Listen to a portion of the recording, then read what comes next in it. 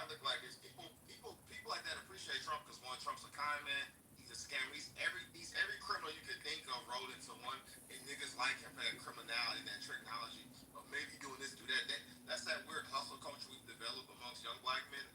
As a recent, where like there's no scenes integrity, there's always a trick to something, and that's kind of the bullshit niggas be talking about with Trump. Like somehow, some way, a lot of black men, young black men, think that if shit get worse, we're gonna go back to the 50s and 60s where we were stronger. And these are niggas who have only lived in the world with modern internet and modern amenities. So, like you argue with niggas with the internet about going back to the times before that. This niggas come up with a language. So like, they ain't have dial-up, because I had dial-up when I was coming up. I said DSL, that's how young he is. DSL came out like 2003. This is somebody who was like literally 5 years old in 2000, like in 2003. This person was born with 90. You're exactly right, and these niggas are looking at it from an internet, a Wi-Fi lens, high-speed Wi-Fi lens. They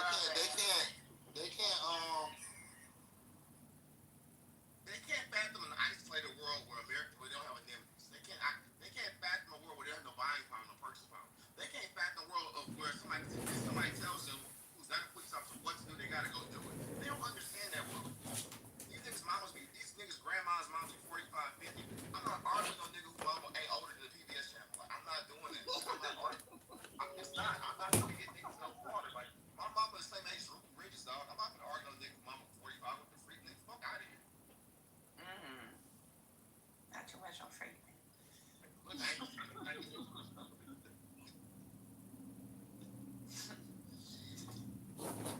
Yeah, I get what you guys are saying about the younger crew, but I guess my question is, being an older man myself, are we still in the young times when we were young?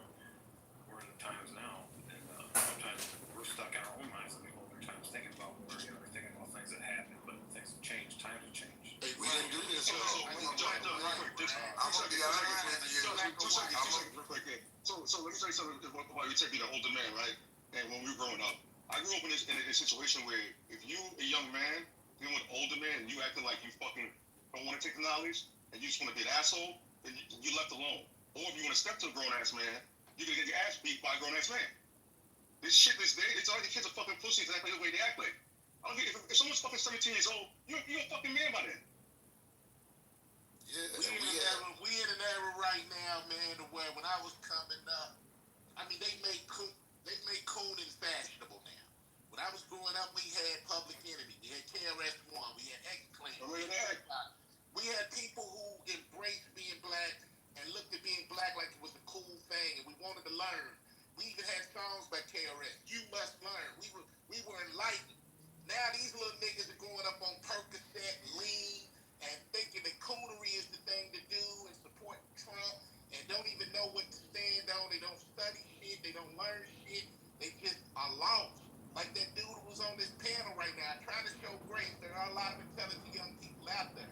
There are some young people doing the right thing, but when we hear people like that man who just I was on the stage saying, it makes you wonder how many other motherfuckers are thinking like this. And sadly and scarily, there are a lot of people thinking like him with this coolness, defeatist behavior where they supporting a rich, racist white man who has no love for you, and they can't even explain why. They spin in circles and shit. They will trade their own heritage in just to try to fit in with the Jersey Shore motherfucker. It's weird. It is the weirdest shit I've ever seen in my life. There is no knowledge whatsoever of even trying to have self-preservation for these motherfuckers. They don't want them to sit here and coon all goddamn day. I don't know if they get platforms and they're paid to coon, if they just trolls that are put here by the clubhouse founders. Who the fuck knows? They paid.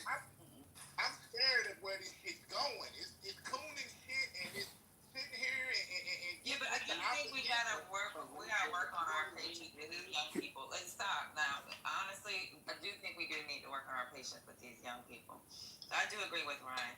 Now, if you're so bring him back up, Patty, so he can make himself. Ryan, are you white or black, Ryan? I gotta ask. Don't do that now. It's all good. Remember Lil Yachty? Remember when Lil Yachty said that nonsense about? Now, I want to know if Ryan is white or black. No, I don't care if he's white or black. That's not the conversation. I care because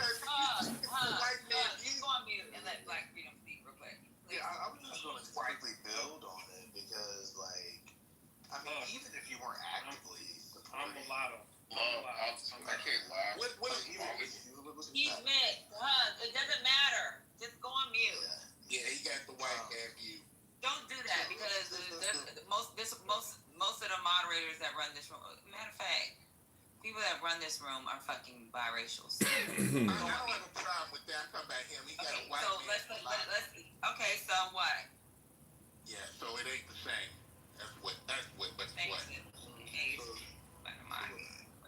So what I'll just quickly say is that, just to add to that point, I don't even think people should use, people aren't required to actively be for the cause. There are a lot of people who aren't for the cause. It just becomes concerning to me, particularly with this younger generation, where they're actively like against things. Like, you can just be quiet. So, for example, I'm sure folks are familiar with what Lil Yachty said on one of his tracks, just completely disrespectful to George Floyd in his memory. Like, just like motherfuckers actively saying shit that like is not just cooning, but is like just anti-black as fuck. And these are just coming from black folks. Something happened. I mean, whatever you think about Drake, I mean, but when you have like on certain tracks, him saying "beat your ass like American slaves," like, what the fuck is this shit?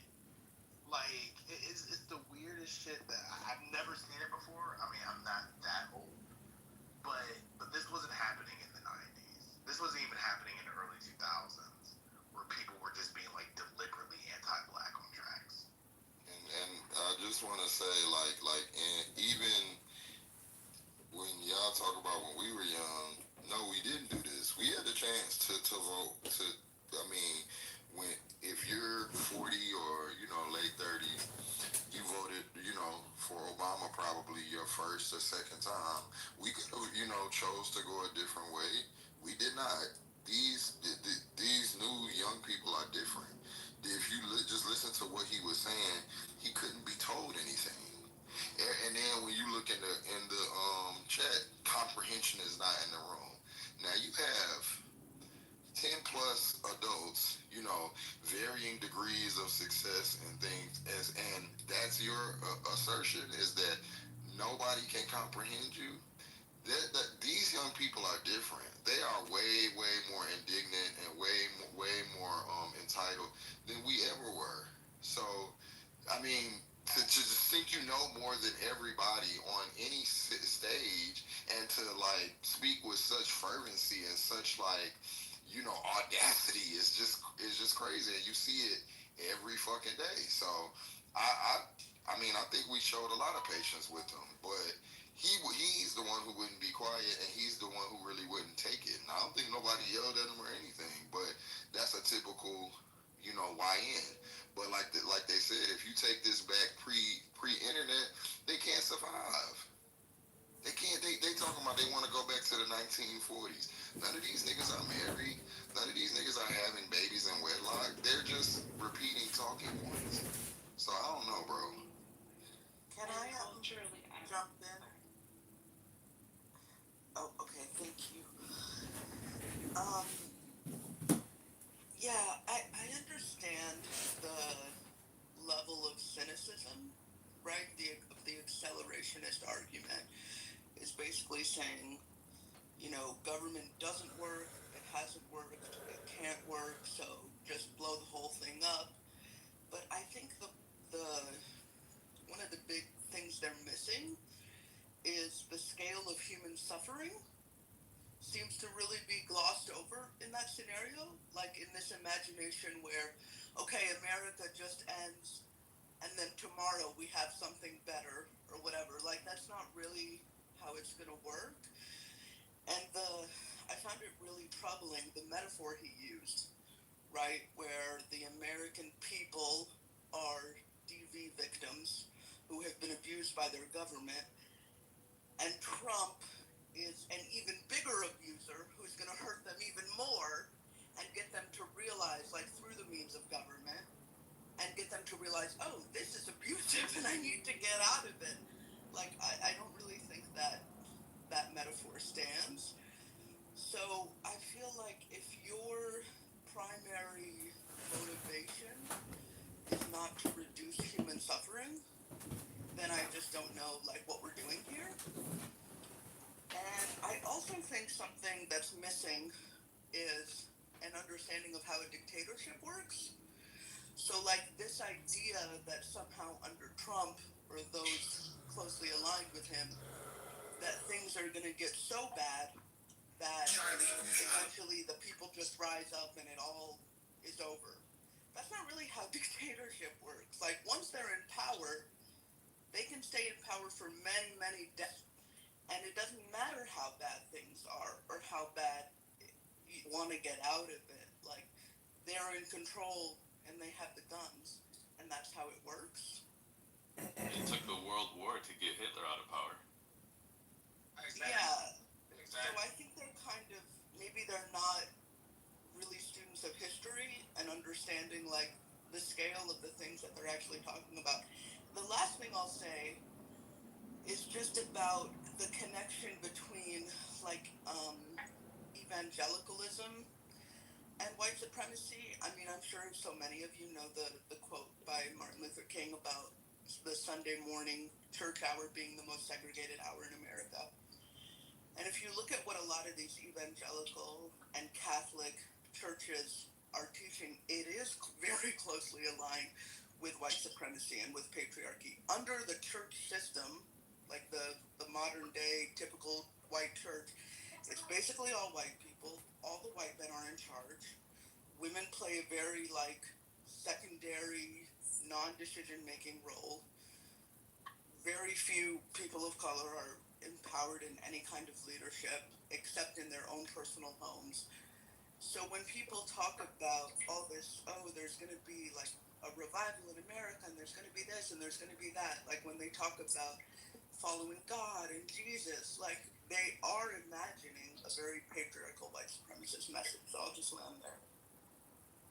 And I'm glad you said that because a lot of what's happened to like with black people over the past few years, particularly guys like Umar Johnson, Tariq Nasheed, this is a peel back to the '60s or the stronger time period when we had less rights but more unity, and it kind of placed this evangelical nonsense of a pure time when people are much more simpler and the black folks live across the tracks. And I don't think a lot of these younger people understand what they're exactly asking for or what they exactly believe in. They don't understand the idea of black. At one time, black people had much autonomy outside their own house, and even then, somebody come barging out to take what they wanted from you at will. They're not from a world where there was a black side of the train tracks, there was a white side. So this appeal they have for this world they want to see just doesn't exist, and they lead themselves down. They lead themselves back into a segregated burning house this time. So just with that, a couple of things. A lot of these kids are raised and taught in a bubble of like a post-racial society. If you have any children under the age of like from like 10 to 15, 16, you will have seen their curriculum and what like, especially if they live in like a liberal town, what kind of schooling that they go to. And I think a lot of them leave school and realize that we don't live in a post-racial society and don't really know how to deal with it. I think the death of expertise, everybody thinks that they know what they're doing because they have TikTok and they saw a couple of videos or went to YouTube University. It's really funny, like a lot of these kids want to tell you what to do with the internet when some of these things are, the things that they're using are things that you built. They have a get fast approach where they think that we just don't know how to do it fast enough, and they have some secret code that's going to get them richer and quicker. And lastly, they have no idea. These kids are on Amazon Prime. They're on Discord in these little bubbles. They have no idea what struggle looks like. Missing the bus and getting their jeans wet, not getting what they wanted. You see them crashing out in school because somebody took their phone away. What are they going to do in an anarchist situation? They have no idea. They have no idea. Crystal, do y'all realize that if the government wants to, like if it's going to be a dictatorship, the government can just turn off the internet and that's it? Do they realize that?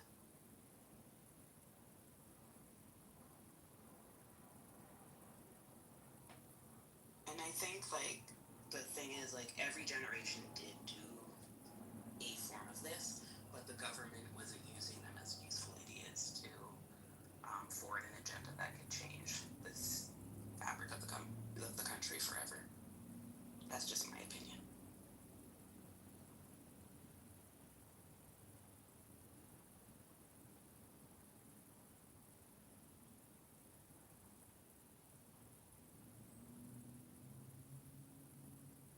Okay, but yeah, I agree with Ryan, y'all. We gotta have more patience with some of these younger people. Are these old motherfuckers that keep coming up here? Like the TCs and Anthony's, you ain't gonna be able to change that. Can y'all hear me? Go ahead, Chad. Alright, I'm gonna try You to. gotta change your name too. That's gonna keep thinking I'm talking. I'm gonna call you Jay. That's cool. Alright, I'm gonna try to start off with this. Alright, so what I'm basically trying to articulate, it's kind of hard to articulate to people who already got a fixed mindset. So, alright, the disconnect between the younger people and the older people is the older people are not accepting new information. Because if you think about it, are the black family, it's the black, it's information bit real quick. new information or new ways of thinking. Like, okay, you know how like Martin Luther King, I'm gonna just take it all the way back. You know how Martin Luther King was saying like, okay, he had a dream, white people, black people, like living together, growing together, and then he turned around before he died and told us that he did us a disservice because he realized what he realized, like, okay, these people were never gonna love us, they never gonna let us get in a position, they never gonna do these things for us, they never gonna get us reparation, they're not gonna do the thing that they promised us, and then they killed him. So fast forward time, shit, we following government, getting all the vaccinations, we doing all these things that the government is telling us to do and having faith in them. And as time going on, we looking at our parents and we getting older, we not vaccinating our kids because we doing further research and learning the dangers of vaccines and how it plays a part in a lot of ADHD and bipolar and all type of behavior problems. So when we researching all this shit and we getting more educated with science and all this new information, not new information, but updated information, real information. And then we try to come back and tell our parents and stuff like, hey, this is what we found out. This is why I'm not getting my baby vaccinated. Then they want to still argue with us and tell us we're dumb and we don't know nothing. It's like, no, y'all was so a bunch of bullshit. And this is how we got here today, to where all the girls is stripping and being hoes and all the niggas want to kill each other. And we just fuck. And that has to do with vaccines. Single parent household.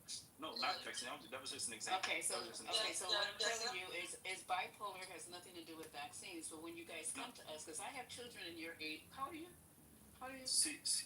27. This 27. Oh no, you're older than my kids. Okay, no problem. So when they come to me with misinformation that they got off of TikTok, Facebook, it's not this TikTok. Let me get out. Gotta have more patience. Bitch, you in the matrix. It's only because I'm at the white shop. Bitch, you in the matrix. Hello. You're coming in and out. Is anybody else hearing her coming in and out, or is it me? Yeah, she's coming in and out. She coming in and out. Am I coming in now? Am I in the matrix? Now you're okay. Let me make it quick. You're back in the matrix. No. You're in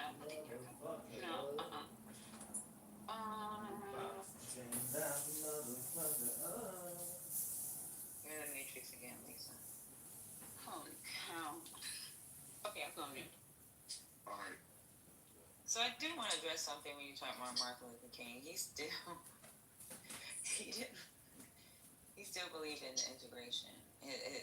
What changed was economic justice. That's what it was. Martin Luther King. Yeah, and militarism. It wasn't separation. He never turned to separation. Okay. Yeah, there's a book you can get called Kingonomics by Dr. Rodney Sampson, and it takes a look at the economic philosophy of Dr. King in the last years of his life. I'd recommend it. Yeah, he still wanted us to be able to integrate. It was more about economics. It was about systematic racism. he was becoming more militaristic, right? Yeah. Let me ask you this: what is racism? No, we're not gonna go down that rabbit hole because there's gonna be a big. Now, okay, I'm gonna just say this: economics definitely has racism has a part to play in economics. Racism is systematic. Thank you for that. That Thomas Sowell has some good information on economics too. Yeah. So basically, what I was basically trying to say is, say your whole family get kidnapped, right? And the kidnappers have y'all live by these set of rules, and everybody's just like your whole family is just living by these rules. You have kids, and then your kids raise their kids to obey by these rules. It's like this is the generation coming after me. We realizing that we have been fucking kidnapped, and we need to stop playing their fucking game. This is fucking sick. That's what I'm saying. And so I want to say I like Trump, what Trump is doing, because Trump is fucking tearing this shit apart. This is what needs to happen. This is not what needs to happen. So, Jess, you brought up Martin Luther King, right? You ever heard of the Poor People's Campaign? Yes. So I want you to Google Poor People's Campaign and look at what's happening today, right? So, like, at that time when with the Poor People Campaign, or even the book that he recommended me to read, he started to realize like white folks want to support us when it comes to civil rights, but what is it, their support is going to be fragile when they feel like they're going to lose power to resources, and that's what's happening now, right? So like I always bring up these little Psychology Today magazines and all this shit, the support for Donald Trump, white young men.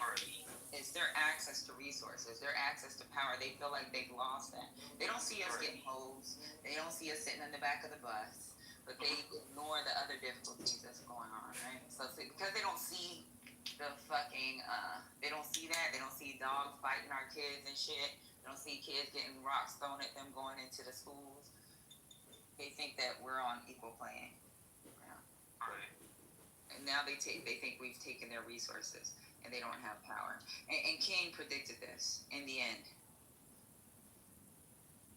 So have you ever heard the saying, or not? It's not a saying, but you know, like when you clean up something, it like when you clean up a house, it looks fucked up before it actually gets clean.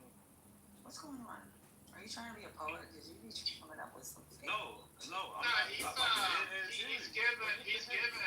giving a perspective I hear often, so I want to like dismiss. I do hear this quite a bit. Okay, go ahead. So like, just like somebody had said it earlier, in order to get Hitler out of position, World War I had to happen, right? And it's crazy because y'all saying like That was World War II.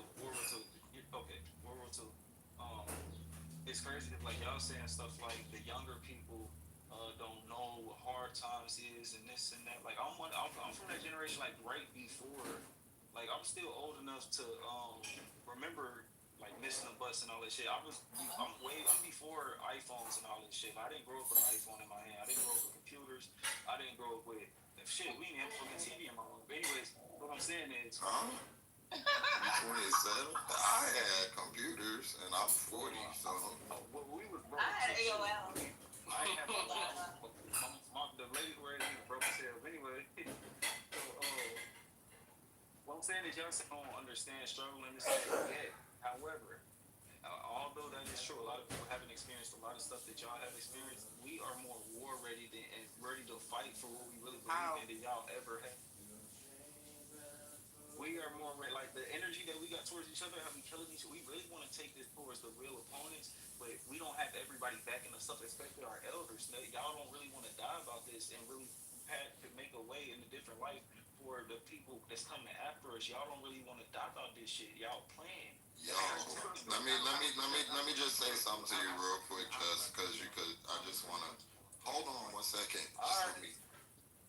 So, bro, I would implore you to just look up history.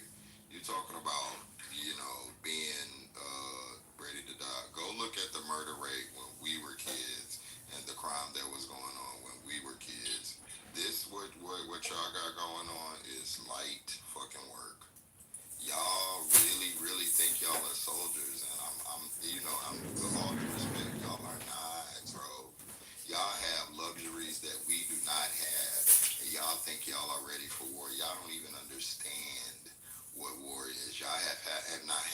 crack epidemic. Y'all have not had the things that we have to We go are the byproducts of that. That mean y'all are not the byproducts of the crack epidemic. You're not. You're not, and that's what we are. Babies or the crackheads. Sir, let me finish. You were allowed to talk. I mean, this is telling in and of itself. We allowed you to talk. Now I'm just interjecting to give you some information, and you don't want to take it.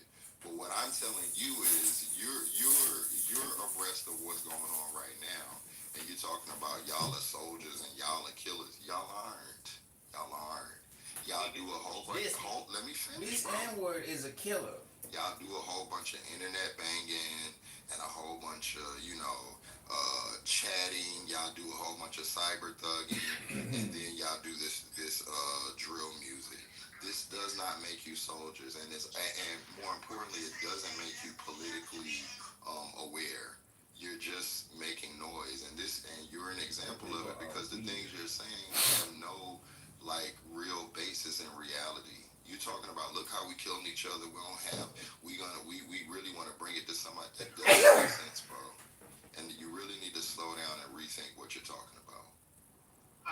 Yeah, I don't know. I mean, I think this whole idea of dismissing generational experiences, how they see it, is dangerous. And look, they lived through COVID, they lived through Trump, and they honestly may have a better perspective than many of us do because the world now is closer to how they see it than it is broader experience we had. What we know from 20 and 30 years ago isn't as relevant today because of Trump. Normally it would be, right? But the experience they have may give them a more realistic perspective in a lot of ways. May I say something real quick? So I don't know. So real quick, we have grandparents and parents who lived through Jim Crowism in their particular states where they were virtually police states, right? Like you had to be inside at a certain time because crackers would kill you.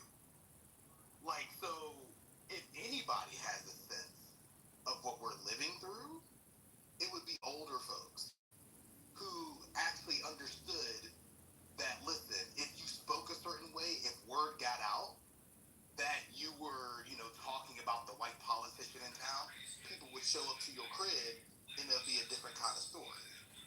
So I hear where CEO's coming from, especially in terms of technology and things of that sort. And I was talking about Gen Xers, just to be clear, not baby. I understand, but I'm also speaking about folks just older versus younger, where as just a general matter, and even when it comes to Gen X, they understand what these stories are because their parents and their grandparents were telling them these stories, and they're the byproduct of their struggle. All right. Final point. I don't want to dismiss a few things. One, we have a concerted attack by this administration, state legislatures, state governors in red states to eliminate Black history in our schools. So any possibility of folks understanding what our history is constantly being attacked right now. What in South Carolina when they got rid of, I'm looking at this matter right now, South Carolina where they were doing the AP African American Studies program, there was a lawsuit filed. I'm not saying who filed it, but basically it's public record. But there was a lawsuit filed, and the court dismissed it. But this is important stuff here where kids can't get access to Black history.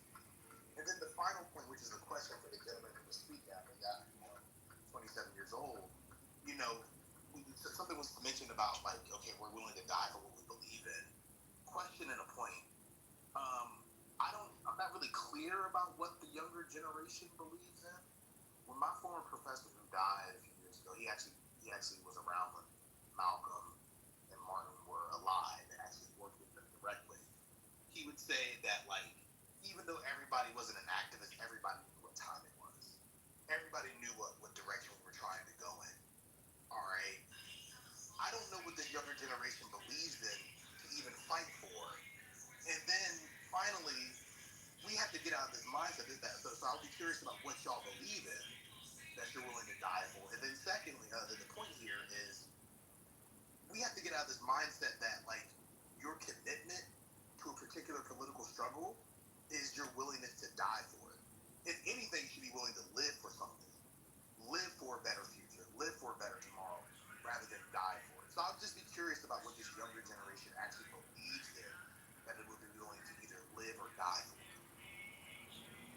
Well, I'll say this, and my whole thing I is think Fuji wanted to speak. He has been waiting. okay. Appreciate No, you. I mean, I'd like to get in line too. At this point, y'all gotta realize y'all talking to a generation of people who are purposefully like historically illiterate. Like it's not that they don't have access to information. This is what they just choose to engage with. They know exactly what they're saying that's wrong. They know exactly what they're saying that's stupid. I'm pretty sure Just has read both sides of the argument. He actually took. If he's made it to the age of 27, means he had over 12 years of public school system education. They had history classes. So we're arguing with people who just they want they are living in a world they have made an alternate universe.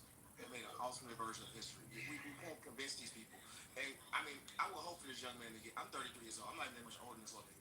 But the idea of him kind of ascending or understanding like Black history is pretty much moot because they choose not to willfully engage with it. They choose it. Well, it was just better if we all get ready to die for it. They look at it. They look for this one great man. They look for the next Huey P. Newton. That's the only thing they want. Is like I want we need another you. We need another Mark. We need another Malcolm. They don't actually realize like it takes infrastructure and people to actually help them along the way to get to that point of having a Huey P. Newton or Martin. They'll say it takes masses to do that. It's not people willing to die. Like, nobody is willing to die for anything. No soldier goes to war wanting to get killed. People want to go to war to go to win. Like they're not even talking about winning. It's just this fails idea. Like if enough of us die, it'll galvanize the masses into believing that, and that shit just historically is not true. So when we engage with these kids, these young folk who talk about things being tough or what they're the byproducts of whatever, they don't even realize how catered and how careful their world is. Even the kids who grew up in the hood or grew up in the aftermath of the war, crime and war and drugs, they don't even realize like for the most part you grew up in a world that's like they got rid of pretty much all the real dope dealers, all the real dope dealers, all the real cartels. They pushed the niggas aside. Either they killed them or they put them in jail. There's no more super duper kingpins walking around the hood no more. These just penny ante drug dealers. These are the remnants. Ain't no more OGs left. They all got life sentences. They all super max. So when we talk to these kids, they don't even know that the world they live in. They live in a post-apocalyptic scenario pretty much with drug dealers. They don't understand that we like that era has shifted from them. So when they discuss these things about crime and dependency on things, and we need to get off of this or get on that. They don't understand like they don't live in the world. They had never really seen that world. They don't remember when there was. They don't remember the ghetto gunfight of the '90s. They don't remember the ghetto gunfights of the '80s between the police and drug dealers. They don't even know that. They live in a very plush world. So like until they understand that, until they realize, wait a minute, maybe my world's a little bit nicer because nobody has a Uzi out walking around the street. Or I know there's nobody like the crack epidemic isn't that real for me. Like you don't see full time high rises with drug dealers no more. They don't have a right to talk on these issues no more. well, I'll say this, and and I think that I think there's an over emphasis on like the '60s and like that era because the world that people are in and are growing up in now is just different from that world. Yes, there was a time, and I know because my dad he grew up in that era, and he grew up under segregation and stuff in Alabama back in the '60s and marched in the civil rights movement. But the thing is, we don't live in that era anymore. Like these young kids now, it's their biggest concern is not a Klansman. Like their biggest concern is like MS-13, fucking with them while they're trying to play basketball in the park, going towards the evening. So they got to leave the park at a certain time in the evening because MS-13 gonna show up. Like what I mean. So that's the world that we live in now, and I think that here's the thing: like Malcolm and Martin and people like that, Stokely Carmichael, um, the Panthers. They were all legends, and they fought for what they believed in their time. But they are no longer relevant in the time that we're in now. So we need to retire them. You should respect them, but we need to retire them and put them to rest and deal with this, what we got going on now. And no, we're not all gonna think the same way. We're not all gonna vote the same way, or I think that we we galvanized that time period because we look at it as like this monolithic time period where we were all somehow moving in the same direction and moving. But there was a lot of people who disagreed back then. There were a lot of people who criticized Martin Luther King and criticized, the moves that he made back then and stuff like that. So it wasn't really all like that. You don't think But I just think you don't think Martin had anything to say about gang violence? He politicized gangs. Like right, what? MS-13 is not. Organizing gang members like freaking the Vice Lord, and they were marching with them and getting folks in line. Like, you don't think King had anything to say about gang violence, for example?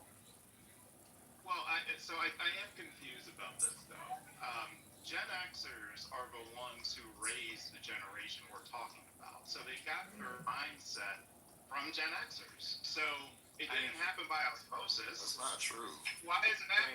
How is that not true, Justin? Because there are way more influences than just their parents. Even us, we don't get our mindset straight from our parents. A lot of us think way different than our parents. And these kids have hella other influences: video games, social media, computers, massive propaganda. Like, so this is not. Just, I can prove it. Hold on. Please let me say something. Just, I can prove it. Gen Z is the most trusting generation of their parents in history. There's surveys on this. They have a higher trust rate of their parents than millennials, Gen Xers, or baby boomers did. So we're the most trusting of their parents in history. I don't see how that correlates to them being like them. Can I say something real Complex than quick? just parents. Can I say something? Of course, Dr. Izzy, go ahead, Yeah, please. just real quick. I think CEO is partially right, and this is one of the things I said. The Gen X is the sort of post-soul kind of generation, and Gen X parents raise their kids with an attitude. A lot of Gen X parents raise their kids with an attitude that they were going to provide for their kids what they didn't have, and that became an indulgence in excess. They didn't want their kids to want for anything because as Gen Xers, we grew up with parents who were children of the Depression, who were children of segregation, and they had a very, I would say, kind of limited, they had very restrictive ideas, right? And so Gen Xers kind of grew up without a lot of attentiveness, I would say. And these parents are overly attentive and they indulge their kids. So CEO is a little bit right on that. But the thing I wanted to say to the other person that was speaking is, even in your comment, your perception of the history is it's awkward because it's more than Martin Luther King. And what's different about the kids now is that as kids or as 20-somethings, they are not engaged in the real politic of their environments. When those people, like the civil rights movement, yeah, we think about Martin Luther King, but those things were done by college students. It was college students that were doing those sit-ins. It was college students that were marching with King. When we think about that, we think of all the older people, but there were young people that were doing those things. And even as a Gen Xer, we had a political consciousness. We may not, all of us didn't live in drug-infested environments, but we knew that this was the reality this was a social reality that we had to be aware of, and that we had to be consciously committed to not being involved in, or doing what we could as when we became adults to make sure that that didn't persist. So I think it's a different kind of social conditioning. And the lack of understanding and the lack of knowledge of history is the problem. These young people are living very curated lives. I put that in the chat. Curated by their parents, curated by the internet. And so their perspectives are very narrow. And it's all about Projection alert of the day. Projection alert of the day.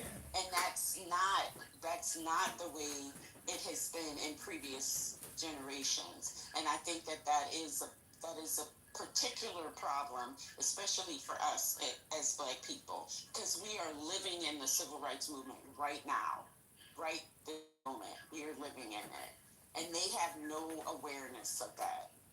Those are great points, Dr. AG. Hard to build upon that. I wanted to just add, there's a structural component to this as well that I think cannot be ignored. That really comes from the time of Gen X, particularly deindustrialization, the attack on teachers and workers, deunionization.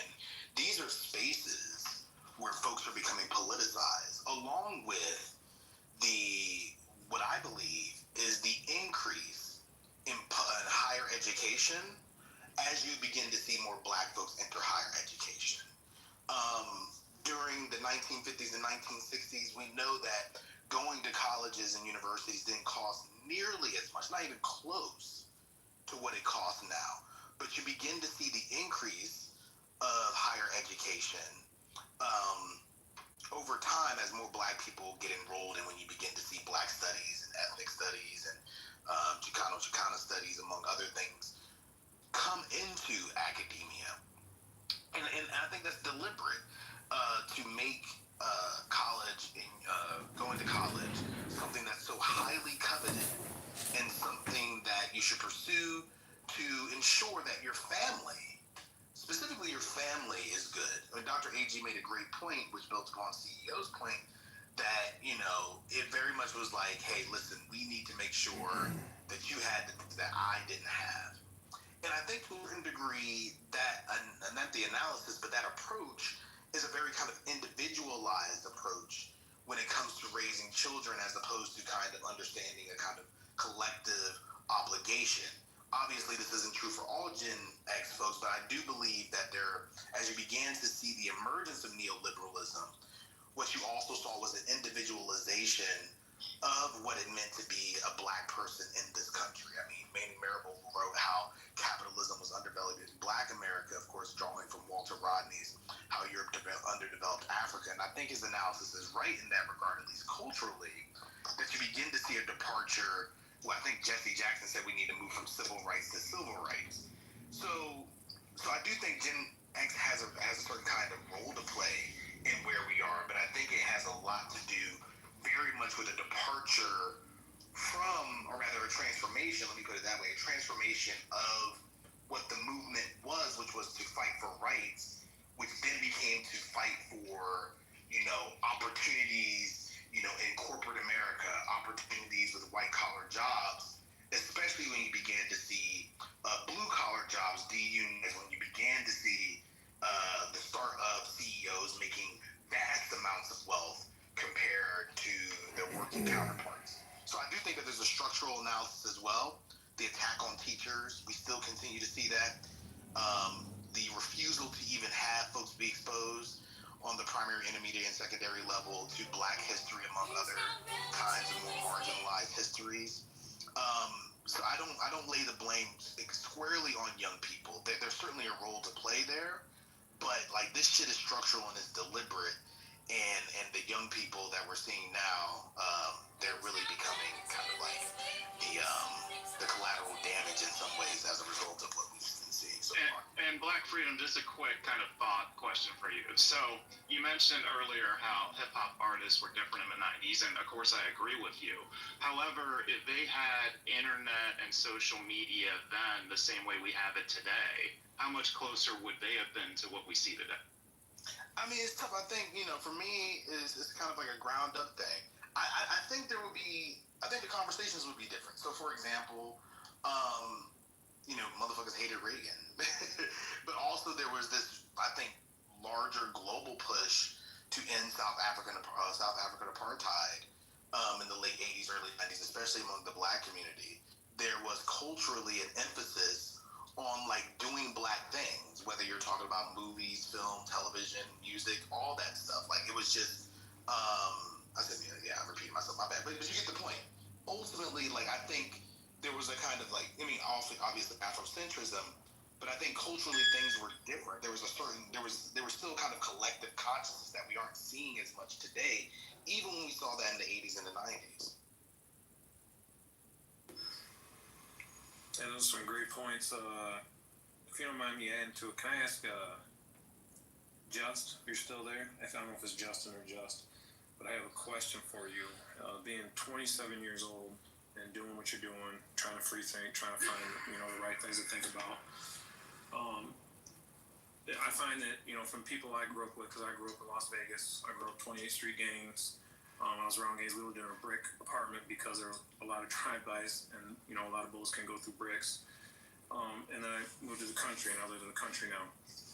My question to you is, I've seen in my life where economic disparity, has crippled all people, colors, say.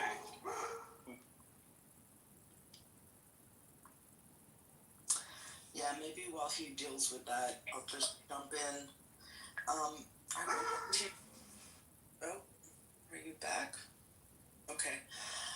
I'm thinking about the legacy of the No Child Left Behind policy that Bush implemented in 2002 and then was replaced by Every Student Succeeds in 2015.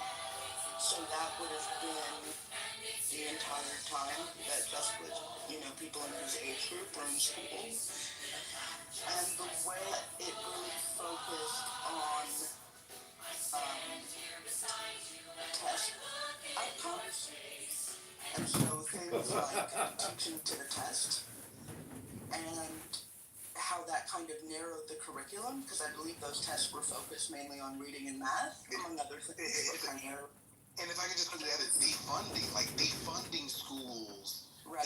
Defunding's what we need. Exactly. It's coming. Yeah, so there was less teaching in topics like, social studies and history and How things is there like less teaching if there's less money? And then Maybe it's not all about the teaching. like the long-term effect being that non-tested subjects were de-emphasized or cut entirely. And that's particularly in so-called like underperforming schools, right? In like low-income districts. So we know who that is. So yeah, I just wonder if all of this might have to do with, younger folks not having the same like education that maybe some of us older folks had in terms of like the history and stuff like that. Sorry about that, guys. Yeah, that's great too. Let me get this question out, and I'm going to get off here. Thank you guys for broadening my understanding of what goes on out there in the world. Thanks for teaching me something today, even though you didn't teach me nothing. How, or have you been taught, or maybe you're teaching yourself, or maybe you've come alongside a mentor, but how are you, as a young man, because I'm 22 years your senior, as a young man, Junior, you the junior, not the senior. I'm curious how the young people look at this, because I work with some young people, and this is their thoughts a little bit. Oh, maybe he ain't the junior. Like me personally, or like you want me to speak for people from my age? I'm talking to you personally. How are you economically? What are you doing to better yourself economically in your life right now, in your situation? So right now, me personally, I'm just came from something that they don't want to speak on right now. But so I'm starting a nonprofit organization. I'm starting there and starting with my book that I'm writing as well.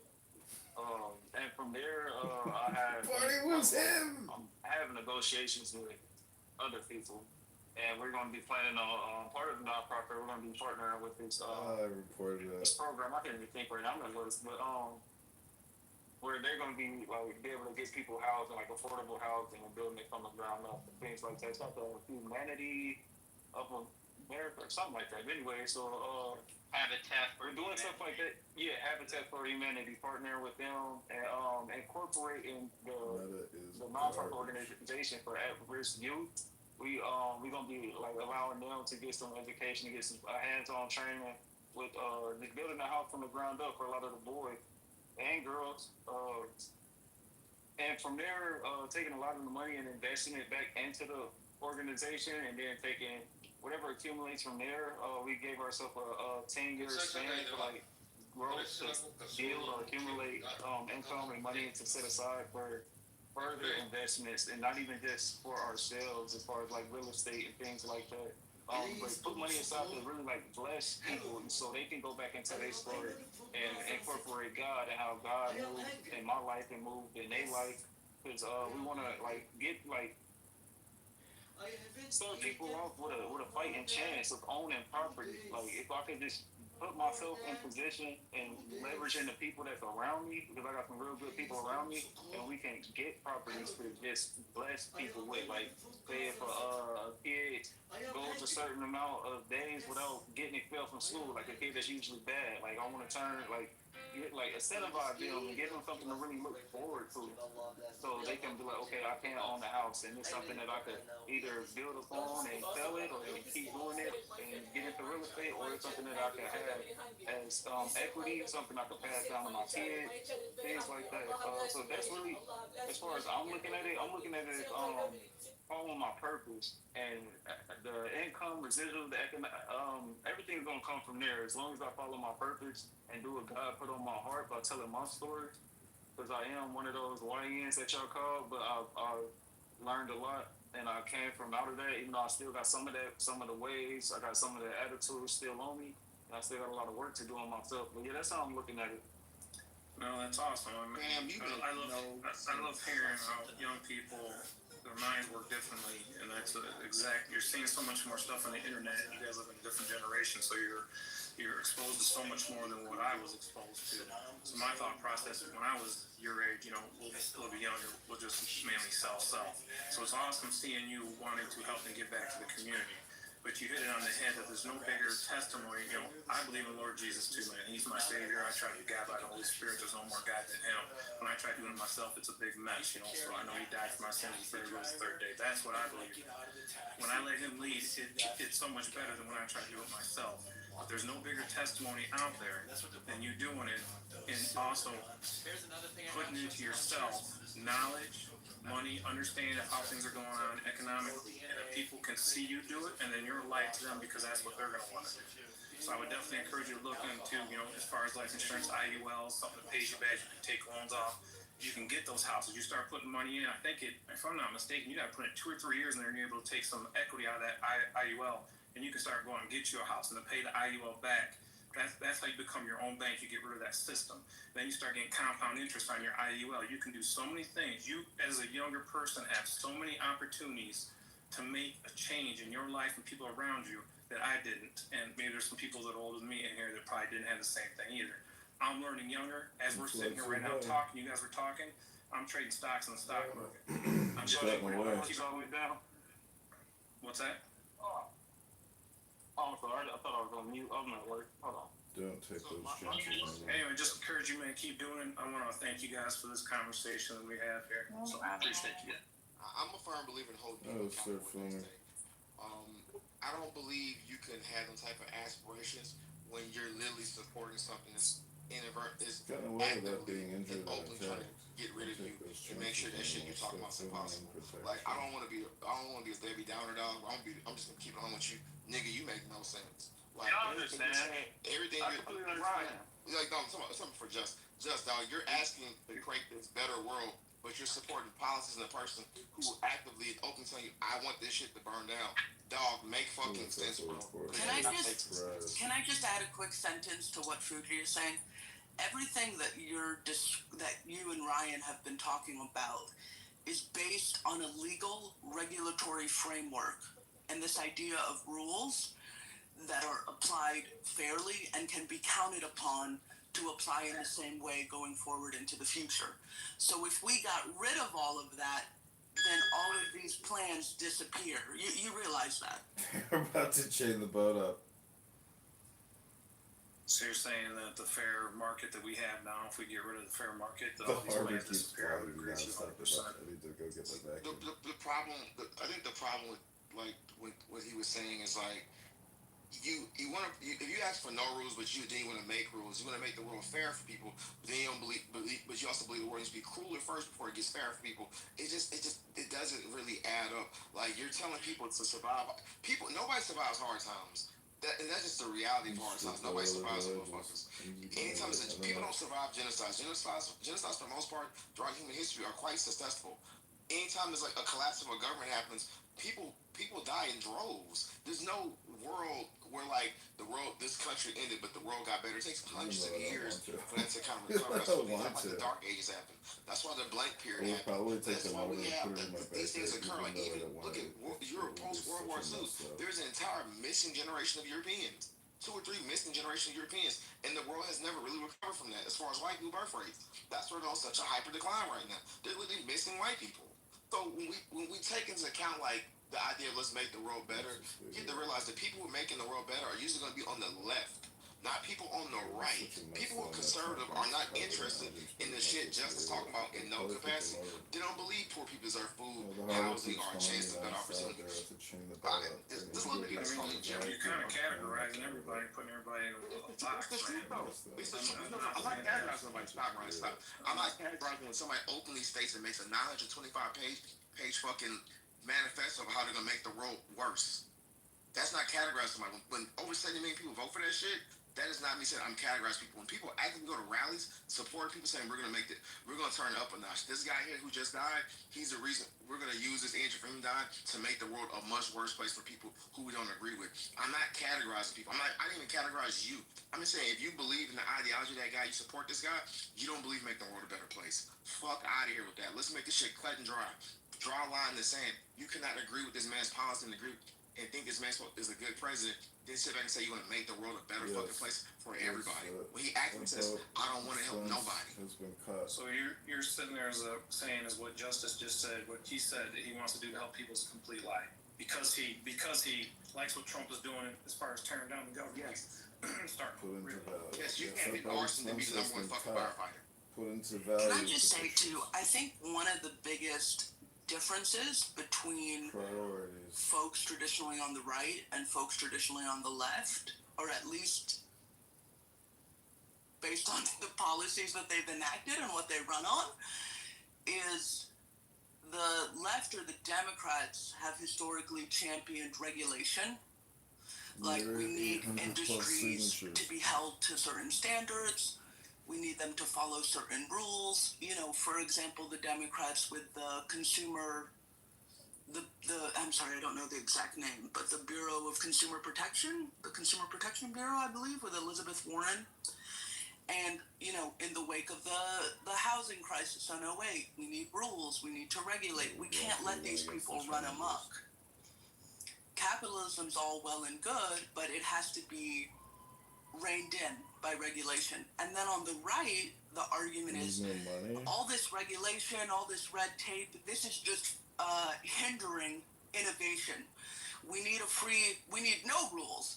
We need a free market. Let Adam Smith, invisible hand, let the market do what it do, and it's going to work out great for everybody. But what we've actually seen is people on the right who are backed by the billionaires, they don't want regulation because then it's easier for them to make up anything and do anything and cheat or whatever and not have anyone looking over their shoulder telling them you have to be fair here, you can't do this there. So then there's no ceiling on the amount of money that they could make. Whereas when you have rules and regulations on the left or the Democrats, there is somewhat of a ceiling. There are some rules, there are some guideposts, there are some fences, so that all everyday people can participate in that system, right? I can participate in the stock market or whatever. I can buy a house. And I know that there's going to be certain rules that protect me because I don't have the influence of a billionaire. I don't have the unlimited resources. So I need the federal government to step in and give me some protection from the wild, wild west, right, of the market.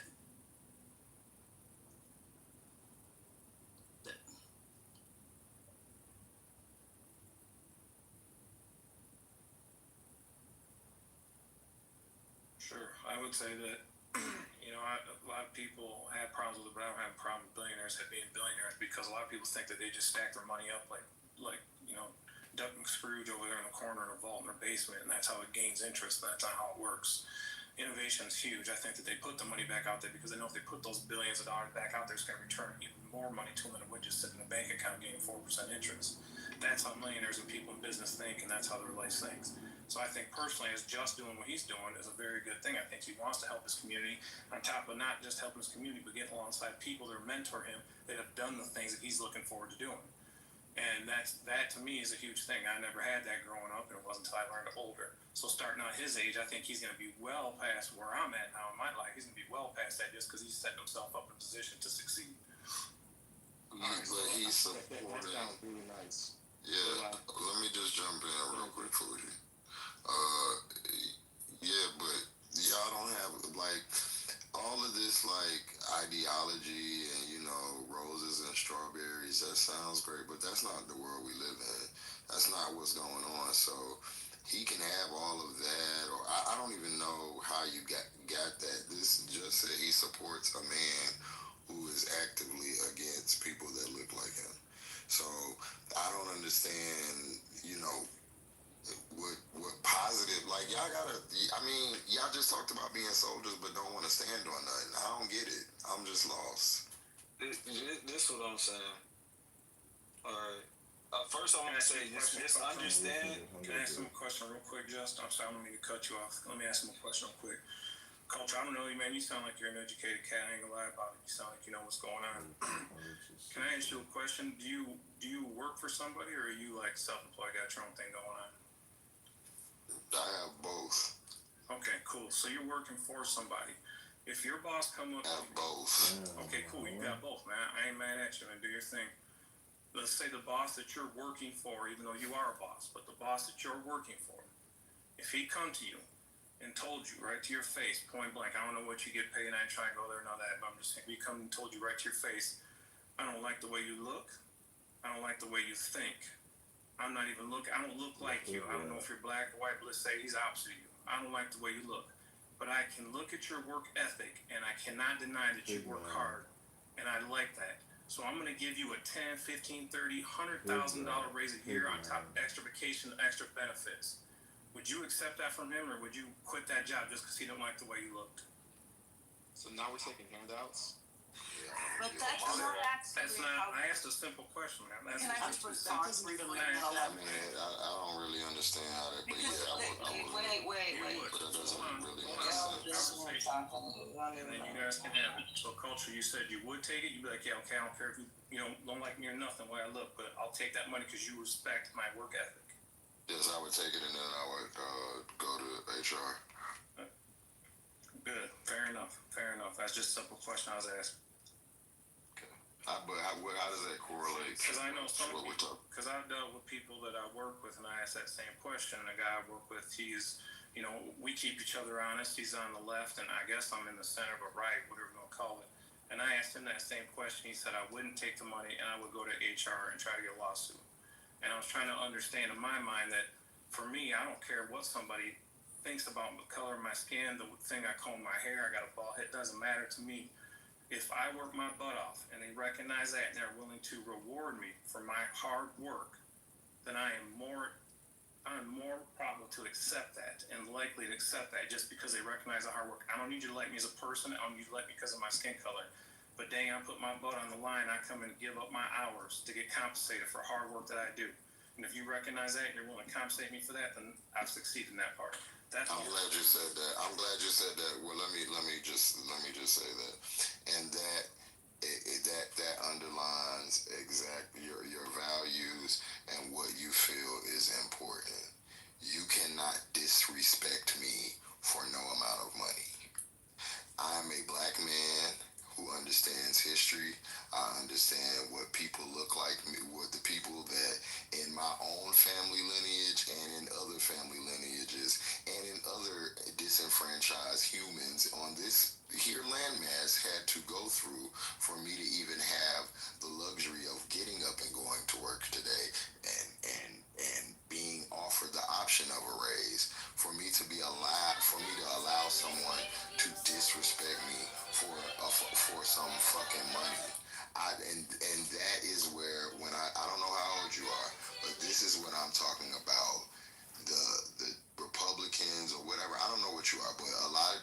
talk about morals, values, law and order. And to me, I don't care how much money you argue. You start off with saying, I don't like you, I don't like the way you look. We have a fucking problem in this country, because that doesn't, when you say you don't like me and you don't like the way I look, that doesn't mean that means a whole, as a black man, that means a whole bunch of other things behind that. And as a Hispanic man, as probably a Jewish man, when you hear those words, that's not just, I think you're ugly, which is fine, but it's not just, I don't, like your personality, which is also, no, that's a dog whistle, and or it's telling what, I don't like you as your presence, as a race, as a person who has autonomy. I don't like that. So yeah, we got a problem, and then furthermore, I would still have to continue to work with you, so I would have to have some type of trust, and that just because you offered me some money, that doesn't mean that I'm gonna trust you and move forward with you.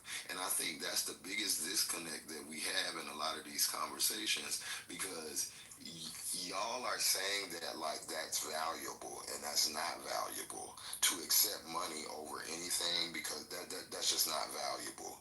You have to have some type of dignity, and honestly, if you have kids and you're a progenitor of other little bodies, you will want to take a stance, because that doesn't move the needle for them. You took the money, and now they're gonna go through the same shit you went through, and they may not get offered money. They may get killed, all because you were you were only thinking about money. So I think different. No, it's respectful. I respect your opinion, your thoughts 100%. Yeah, the way I see it is that if I was given that extra money, even though somebody didn't like me because of skin color, my ugly face, whatever, I know that what I can do with that money in my side of my life and with my family and with the people around me and people that are hurting, I can help them a lot more. And then to me, that's where my heart's at. Sure, take me, beat me, work me down, talk me down, but if you're gonna pay me to where I can help the ones around that really need it, then that's what I'm willing to do. Well, I mean, I'm not interrupting nobody, man. I'm trying to talk. I'm just asking. Yeah, okay, go for it. Thank you. So he calls him a man. That's Scotty. That's a man. A gay man, but that's Scotty talking. That ain't a woman. About stripping billionaires. That's Scotty. Taking their money and giving it out. But yes, some people are saying, and I'm not saying this is you culture, but some people are saying, take the money from the billionaires, give it to other people. Now they're the ain't a woman. On that money. That's a man. Somebody else. When I'm saying I could take it from somebody else to help people. It's kind of like a weird dichotomy to me, but I get where you're coming from, and I respect what you mean and what you're saying, Cole. Brian, there's economic science with billionaires. A large part of how businesses of scale and corporations operate really differently than household finance or small business is when you have billions and billions, there's barriers to entry, there's economies of scale, there's all these really important economic phenomena that have been documented for more than 50 years. Of course, we don't steal from billionaires and make them non-billionaires, but we tax them a lot. That would be very sensible, because today their wealth isn't in salary, their wealth isn't in cash. They keep their wealth in strange ways. So Kamala's economic policy was a world-class economist. He was an economist at Stanford, and she's had some of the best economic policies out of any politician in U.S. history. She was just talking about, when you're a billionaire, you got to pay your fair share of taxes, because I think it was Warren Buffett that said, when I pay less tax than my secretary, there's something seriously wrong with this policy. And it's important to look at economics as a science, because when you're a billionaire, you have economies of scale, you have barriers to entry, you have access to global markets, and small businesses and individuals and highly salaried individuals just don't have that. So we have to make things fair. Ryan, can I respond? Okay, and then I'll go on mute. But the example you gave, where the boss comes to you and says, listen, I might hate everything about you, but I cannot deny how hard you're working, and so here's $100,000. right? That's not really how the economy or how capitalism works. If people got money based on how hard they work or how much value they added, we would not have all of the extreme. I mean, who was working harder than the slave? Who added more to America could never have been the economic superpower that it was early in its life as a country without all of that free, very, very hard-working labor that they made money off. Let alone, I mean, today you can look There's at no such farm thing as workers free, stupid. who's You working still gotta feed. harder You from still sunup to gotta sundown. clothe. You still gotta house. You You can still look at gotta even care. this issue of Everything the is an minimum expense. wage. It's called asset The management. value that workers, It's because called this is another disagreement between right, expenditure the right and of the left asset. categories. Who is actually the person that is adding value to these corporations? From the perspective of someone You, the on consumer. the left, for the people, it's the workers. The workers are the ones bringing the value in those factors. These people could never do what they do. You couldn't make all the hot chocolate packets or whatever they do without the workers. But the right, they're saying, no. The workers are just, they're little widgets. They come and go. They're a dime a dozen. It's actually these visionaries and these, CEOs and these investors that are adding the value, right? The other thing is, if people were making money based on their hard work, why hasn't the federal minimum wage, isn't it still like $7? This is crazy. I mean, imagine, just think about that. I worked my ass off for Think an hour, about that. and I was given $7? This is crazy. And then what the Democrats are saying should be the federal minimum wage, or I think Bernie, for years, they've been saying $15, which is also very little. This doesn't even come up to the standard of living. They haven't even increased it.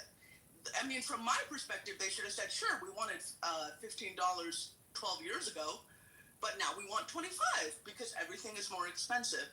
So even the basic concept of you should be paid a living wage, the amount of money you make should be equivalent to what it takes to buy some food and pay your rent. That is controversial. So this is the whole idea of, because the unregulated capitalism, what you'll hear all the time in these corporations, you've got to do more with less. We've all just got to do more with less. Are the CEOs doing more with less?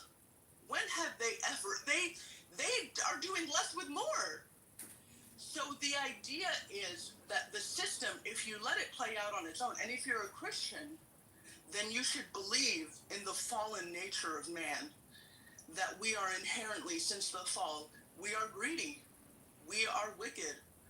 We need the awesome power of the Holy Spirit to come into us and help us to do the right thing and to see the light. So, therefore, if that's what we believe about people, we know that people are greedy. We know that people are going to play unfair. We know that people don't have the care, by and large, that they should for their fellow man. And the system that we have, if anything, has rewarded this and pushed it even further and further. So that's why we needed some basic laws and regulations, not even whatever the people on the left, the Democrats, whatever, are advocating.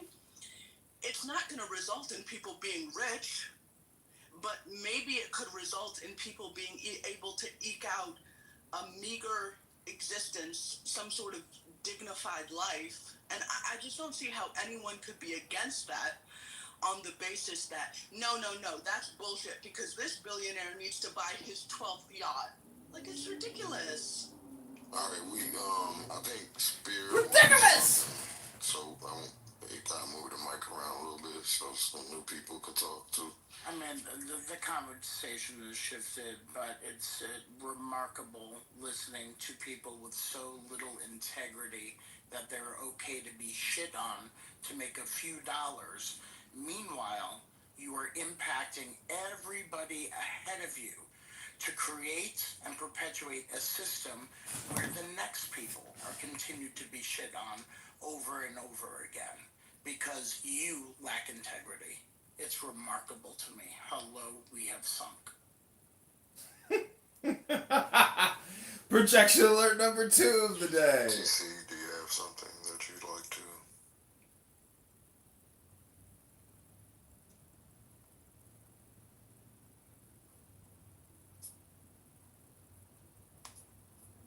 Okay. Well. That's a first.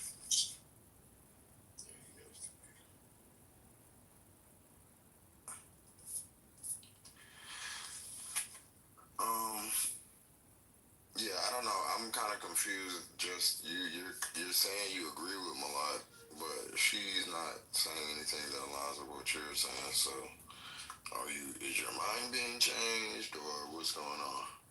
No, so okay. Just before I speak, just understand that everything I've said, you haven't understood anything I've said yet so far. So have I not understood, or have I just disagreed? Both, because you didn't ask any questions for clarification, and I noticed that. But so I would only so bro. We gonna have to do like some classes. Listen, so let me explain something to you. You ask take him to school, brother. When you need teach him the truth. If I didn't need clarification, there was no need for me to ask for clarifying questions. Furthermore, you can't. You're qualifying that as me not listening to understand, bro. You're just using words that you've heard. You have to make them make sense. Just because a person hears you and understands the first time doesn't mean that they weren't listening. Like, so go ahead. I understood what you said. I just disagreed. So, I don't know if it was you or I didn't have my phone in my hand, but somebody had said something like, how can I be wanting America to fall, but at the same time I'm talking about building my community? And how does that correlate? How can I think both of those things at the same time, right?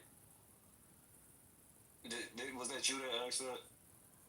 I'm sure. I mean, that sounds like something me or whoever else. But my question to you was what I just asked. What did he ask? You had a very different opinion than Malek gave a submission, and you said she's cooking, which I agree with, but it doesn't align with anything that you said before. So I'm sorry. Go ahead. No, go ahead. I'm done. I'm not signed it. I'm very, very open-minded to different perspectives and different ideas and different ways of thinking. I don't think one. So, like a lot of things can exist and be true all at a time. That's just how I think. I think in layers. Like everything is multi-layered. Nothing is just one-sided. So I think when we do like that, like even when I initially agree with something or disagree with something, I don't just stick to okay, I disagree. And the reason I might disagree is I'm disagreeing with something that may be true, it may not be true, but the fact that it don't align with the way I think, I'm not just going to just disagree and leave it at that. If I disagree, I'm going to ask questions to like really try to understand what the hell this person is saying, because I'm so in such disagreement. I'm like, okay, where did you get this from? Why are you thinking this? How do you think this helps? Like I would ask further questions to gain clarification whether I agree or disagree. Or I could have heard this before, and you think your opinion is new on the block, but it's a generated opinion that I've heard a million times. So I was able to identify it, and I didn't need to ask any further questions because I already know. I mean, you just don't have enough information, and that's with all respect, you don't have enough information, and so I implore you to just look at, history, because one thing you can learn about history is that it usually repeats itself. So you can take the things from history and you can, usually apply them, and scale. Well, maybe you should study more than just history, like philosophy. It's just an idea. Have a very narrow. Because history ain't philosophy. And philosophy ain't even history. It's called intelligence. But what you have to do is go further back. Look further back in history. So you made a lot of definitive statements about your generation compared to mine, and upon listening, you don't really seem to be informed about my generation or what was going on in the crack epidemic or under Reagan. So I would just implore you to look at those things and then do your comparative analysis and see if you come up with the same answers that you have now. Yeah, actually, I've been. It's weird. I've actually been into this type of stuff, and I've been doing my research, and I know about the Reagan administration. I know about a lot of stuff. I've been doing deep dives since like 12, and when I was incarcerated, I was privileged to come across a lot of books that a lot of people in the free world still to this day aren't aware of, such as books like "Behold a Pale Horse." Have you read that book? Yes, I have. Okay, so all right, let me ask you this. All right, since you say okay, history repeats itself. Do you remember how black people was freed from bondage and slavery? Do you remember what took place in order for that to happen? Yeah, and I just want you to know, Pale Horse, that's not like exclusive. I know it's not an end all be all. I know, but it's also a very. I mean, it's not a book that I would reference. I'll just say that. Just, let me ask you a question real quick. What, if you don't mind sharing, what industry are you in? You're a business owner? No, I have been. I failed. I failed a lot in life. But that's okay. But what are you doing right now for yourself? Right now, I'm a truck driver. Is it your own rig, or are you working for a truck driver? No, I'm working for a company. Finish? What's going on? Oh, well, I didn't know they were. Go ahead. It's all good. But yeah, so the question is, okay, so tell us how we, as black people, got free from bondage. What took place? What do you mean, like how slavery ended? Yeah, like what made the white man say, you know what, freedom? I know. I mean, that's a long story. There was a war, and who was fighting? What do you mean? Who was fighting? The North and the South? Before that. We'll do better. Why don't you just tell me? The man is a professor of history. You said I don't know enough, so I thought you would have these type of answers. I don't know. I don't know where you're going with this. So once maybe I find out the line of questioning, then I can probably answer better. Okay, so when I look back in history, and I came across the Gola Wars, the Gola Geechee people, and they went from plantation to plantation, killing all the white people. I'm not saying I'm not advocating math. Let them finish talk there, G. We went what kind of history is this? Look up the Gola Geechee Wars. I don't have to. I am that, sir. Okay, is the motherfucking Gola Geechee bitch. Them going plantation don't even to plantation, explain myself. Killing white people, right? I do not. So you should. I go back and look into it some more. I know you said you are Gullah Geechee. The lady who raised me, she's from Bonneville, Georgia. She's Geechee. Because the Gullah Geechee Wars were a 100-year conflict starting in the 18th century. Yes, ma'am. Wait, you just told me that they were having a back and forth. Now you would have a back and forth. You're gonna interrupt. Be quiet. Justice, conversation. Be quiet. You literally just chastised me for interrupting. Be quiet. Ain't you do it again? Same thing. Go ahead. It's all good. So basically, when I look at stuff like that, right, and all that bloodshed, just for us to be fucking not even still treated as humans, just for us to be free from slavery, all that blood had to be shed, and it caused a panic across the whole nation. They like, fuck, if they keep this up, they're gonna kill all of us. They couldn't stop us. They could not stop them. They couldn't. So they had to free us, because that's what we were fighting for, to be free. So what I'm saying is, fast forward time.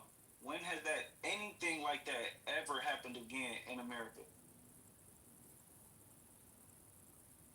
You mean just black people? Like, what do you mean, like physically, or do you mean as in just resistance?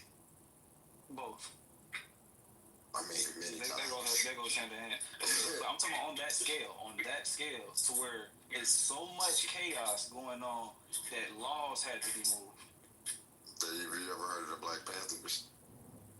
You know what happened to them? But you wait, hold on. Don't heard hold on. Let me just give you a little piece of it. Don't what you're doing. Hold on. You're moving the goalpost.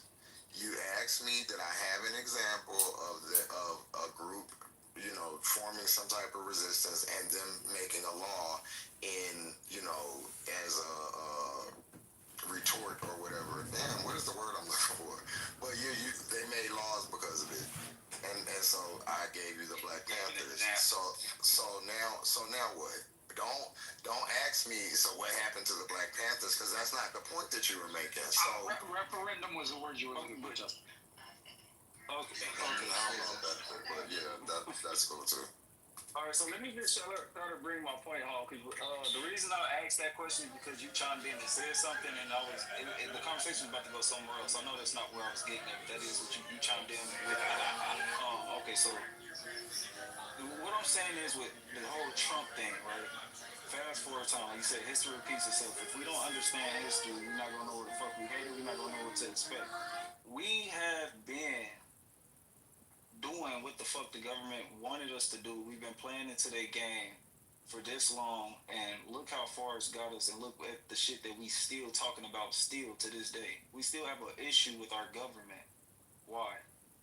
Well, let me, and I know some other people probably gonna want to chime in, but before everybody does, I just want to say this. I think that you have respect for the past, so I would say this, and I think you're cool, so I'm not gonna I think that you just don't know a lot of stuff or you don't realize, but I think it's rude and it's very presumptive to say, oh, how far has it gotten us? Because my reply to that is very far. Do you know how we came here? Do you know what we came from? And you are sitting here as a black man able to express your opinion, and as a black man I'm able to debate with you without being killed, murdered, or whatever. And that's not eliminated. I don't want to downplay what is currently going on, but I think it's disrespectful to our ancestors who did these things to say we still to slight it like that, like to talk about it in that way. And I would that's why I would like for you to just think about what you say before you say it, because they moved a lot of needles. I just need you to understand that. I do understand, and I'm very appreciative of the people who came before us and died. They died in order for us to do this, right? They died. The people risked their lives in order for us to do this. Remember, Freedom School, it was even white people that died for this type of freedom and liberty. So what I'm saying is, something has to happen in order for a change on that scale. Like you said, history repeats itself, right? And the things that our people fought for, are you aware that right now, as we speak, a lot of those things that they died for are being undone? So are you aware that our freedom of speech is in jeopardy right now, as we speak? You do know that, right? Because of the guys that you're a fan of. So, Jess, I think this is the issue and the difficulty, right? It's you have these historical moments, but your connection between them needs to be clearer. Because you're jumping significant historical time. You started with the Civil Rights Movement, then you went to slavery, then you went to the Gullah Wars, which were the 18th century and ended before the Civil War. The historical timeline needs to be a little more cogent. I get your point, though, and I think what culturally was trying to emphasize is that, yes, history repeats itself, but that doesn't mean that it's always the same, right? You may have the same event. For example, if we are struggling now with this issue of free speech suppression, there have been other monumental times in American history, like the Red Scare, the McCarthy era, where people were penalized for their speech. People lost their jobs. Companies went bankrupt, right? Because the government was on a quest to root out communism. And so everything someone said or did, or meeting they went to, a friend they had who may have slightly smelled like a communist, people were punished for that, right? So now the issue isn't communism, it's something else. Now the economic conditions are different, but people are still losing their jobs. So it is the sentiment or the policy return or the practice return. It's not always a literal one-to-one. So yes, we have progressed significantly over time, but because we are living in a democracy, we will return and revisit certain circumstances or situations as the population grows, as economic conditions change, as culture change. We have to revisit these things for the new people. But the fight or the commitment to the idea, to the ideal, or to the principle can't change. If you are for life, liberty, and the pursuit of happiness, you have to be for that all the time. How you fight for it, it's gonna look different, but that's still the same principle. Yes. So hopefully that makes sense. Just, I think the reason why I wanted to understand who you were first before I gave an opinion about how you were exploring your ideas is because I wanted to understand the type of person you were and what your worldview is. I think anybody that would lecture you that you're not doing it right, that you're seeking for information, it's not the right way to do it, but there are gaps in your logic and reasoning, is somebody that would indoctrinate you into their belief system. I think you're approaching. I think you're approaching questions. You're annoying. No one is indoctrinating anyone. That is a process of scientific reasoning. That is not telling people what to think. You're an imbecile. Your approach to information was exploratory. I think you were asking just questions, and it was a very respectful back and forth, and it's the way you should engage in the exploration of your ideas and understanding the frontier of what you're studying. It's not a frontier. It's a landscape, sir. And you have to be prepared to defend your position, but at the same time have an open mind to accept other opinions. I think you've done that exceptionally well with Just. I would just like to ask you a question. I noticed that you kind of hinged a lot of your questions that you had with Just based on the Black community and our fight for freedom and our fight against oppression and that type of thing. Talked about the Geechee Gullah Wars and that type of thing. I'm curious, where do you think you find yourself at what time in the liberation struggle for Black Americans? Where do you think you find yourself? Do you think you find yourself on the frontier of that fight? That this is a new front to Black liberation, or do you find yourself, at the end of the fight, having won it and starting to step over into the promised land? That question for me? That's for you. I see where I'm at right now. I see myself. I think it's stagnant. I think we are still, despite the changes that have been made. I think a lot of the changes that have been made were to pacify us. I think we have been very pacified and we've got very comfortable. But I think a lot of the same issues that we've had, we're still having. Like, what do you think the reason is for that? Because we are living on land that's being controlled by people who don't want to see us progress. They don't care for that. That's not their interest. And how do you see yourself regaining your sovereignty and your self-determination from the stolen land that the people that occupy this land lives on with you? Me personally? Yes. me personally, in my own personal life, I'm just gonna, like I was saying earlier, with like focusing on the younger people under me. That's I want to focus on building my community up, and like that's all I can do is what I can do. Now, as for like a whole, as all of everybody who lives here, white, black, yellow, green, all of us as a whole need to stand up and actually do something. We're not doing anything. We like voting and all that shit. It's not doing it. It's not, because if it was doing it, it would have been done. I would challenge you, and then I'll give it back to the stage. I would challenge you to consider the voting habits of your people and whether that served your people well or not, right? Because I would argue that we have to critically analyze what are the beneficial outcomes from the decisions that we've been making over the last 30, 40, 50 years. I'm inclined to agree with you that we are at a bit of a, I just think the word turning point has been used a lot over the last 2 weeks, but it's just an apt word or phrase to use right now. I do believe we're at a turning point culturally within Black America. We're realizing that our schools are no good. We're realizing that our people are too far dependent on the government for their sustenance, their well-being, their food and shelter. They're realizing that the political interests of the elite are not serving them well. They're realizing that their political alignment Tulsi was a rising star has been within sabotaged by an agenda that takes advantage of them. checked. She was a woman. I do believe we're at a turning point. What I would encourage you to do is I would encourage you to continue to explore those ideas, but look at it from the lens, and this is not me telling you how to do it, I would just encourage you to do it. Look at it from the lens of self-determination. What is your value system, right?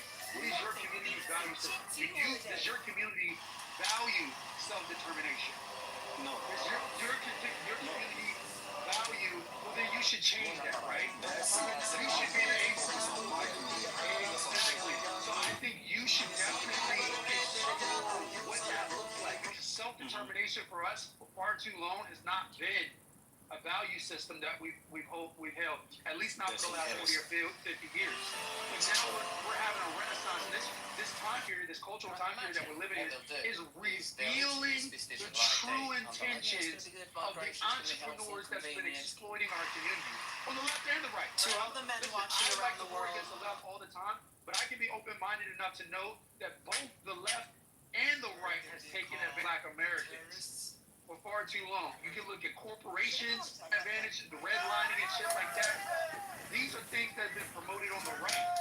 But at the same time, it's also been promoted on the left with the crime bill and with the military, the prison industrial complex. Same side and the left. So what I want to do,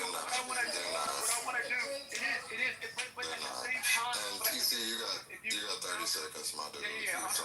I'm 6 minutes into a meeting that my team is on. So all right, well, you about to be 30 seconds. I don't get a lot of applause. Now you got 20 more. Because I encourage people to think against the groupthink. Groupthink wants herd mentality. That's where survival is. That's where instincts are. But far too often, when you follow the herd, you can follow the herd off the cliff. So I want to challenge provocative thought, and I think that's exactly the path that you're down. I would encourage you to continue to use the Socratic method to explore your ideas and your worldview. Because I do think you're on that. The Socratic method. How would you just read Socrates, motherfucker?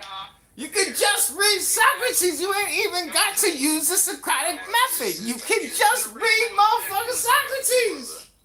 So now, I'll let you hear that, and we tried to go as uninterrupted because I do want you to be able to hear both sides. So as you go through life, there will be silly Negroes that come and do this very thing that TC just did. They will try to feed you a bootstraps mentality and a self-determination mentality. This is not true. Do not fall for that. Self-determination is not true. TC, please let me finish. I'll let you finish. So, this comes from a place of hating yourself and wanting to get your good nigger sticker from a white man and wanting to point things out about your own community, and which is great. I do believe in being critical of oneself, but don't ever be the black man that allows other people or another group of people to make you think that somehow your group is lazy or less determined or any of these things. The truth is that we have socioeconomic reasons why black people are in the spaces they are in. But when you look at the rate of how almost anything happens, especially anything negative, they happen at the same rate because people are people, black, white, green, or blue. And that's different from what TC said is focus on trying to better the resources, the economic situations, anything that you can do to further your community, and I mean black community, that's what you should focus on. Not finger wagging, not going around telling people that they're, they said that's not changing anything. We've had black people do that for centuries and it hasn't done anything. So I let you hear TC's side, but I would advise you as a person who's older than TC and a little bit more wise and graduated from a better school to not listen to him. Thank you. I can respect that. I can respect that. Just, I had a question for you. So, you're saying, I'm gonna say what I got and you let me know if it's right. Basically, like, this shit isn't working and it all needs to crumble and Trump's gonna make it crumble and ultimately that's a good thing. Did I get that right? Yes. Let's say Did I get that right? Right? Like, let's say, okay, you've convinced all of us in this room and beyond. We see it. We're down. What do we do next? Go ahead. We put people in position who actually care about people. So you're saying we elect better people? We put humans in office, yes. We put humans with that has feelings and understands other people's feelings and cares about other people's feelings and their livelihoods. Okay. So this is where I'm confused because the system of the idea that we're going to elect good people and actual humans who care about other people, that's a system, democracy, elections, but you're saying that's not done anything for us, fuck all of that. So then if that all crumbles, how do we elect those people? Are you saying like, we'll just create our own version of democracy after this democracy falls, or how does it work? I think it works, in a way it worked, then I can't even think of the year, I'm thinking about an exact year, but the times where we used to trade, everything was based on trades. I think we go back to those simple times, or we keep shit simple. Like we've overcomplicated everything. Now we arguing over how much America is in debt and how much minimum wage is, and all. It's a bunch of nonsense. If everybody just be humans and work together, we can all have everything we want. Nobody will be poor. Nobody will be homeless. We can definitely live in abundance if we just stop playing their game. That's all we got to do is just stop fucking playing. That's why I said stop paying bills. I know it sounds crazy, Right, what is it? but shit we talking about is fucking crazy. What do you mean $15 an hour? Like what? Like all of this shit is fucking crazy. It just is. You're very idealistic, which I don't think is necessarily a bad thing. But because I was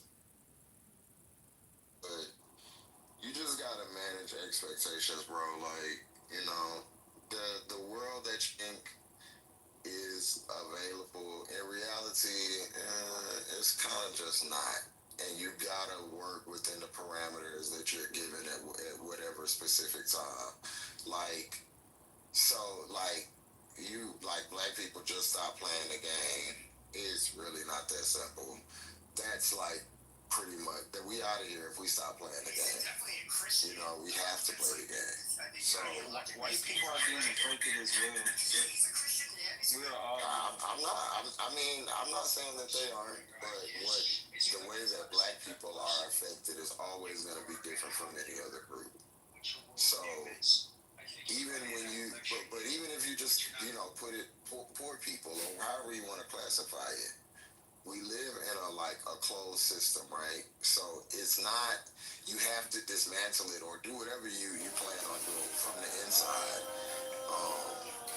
Just saying these statements and just thinking like people will like, yeah, we're gonna works. I get it, I understand it, I want to be like that too, but you know, life lets you know that things work different. It's just not that simple. But I don't fault you for having, you know, for thinking the way that you think though. Okay, I want to challenge your stance for a minute. Walk me down the ripple effect if every American, every honest living American who pays taxes, walk me down the ripple effect if everybody stops paying their mortgage, stop paying car notes, stop shopping at the grocery stores and start growing their own food. What's the ripple effect? You said growing their own food? Yes. So, because you went out, I don't know if it was my phone or yours, you said stop, you said stopped or started, I couldn't hear it. Instead of shopping in grocery stores, we growing our own food. Instead of taking our kids to school, we building our own curriculums, things like that. Like, say if we just stop playing our game, like what's the ripple effect of us stop paying our bills, stop shopping at grocery stores, stop paying?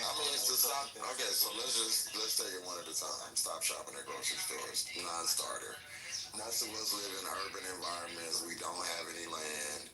We don't have the capacity to grow the food that it would need to take to sustain us. So that's like, you know, that's out before it even starts. Okay, you say that, however, everybody is still buying food, right?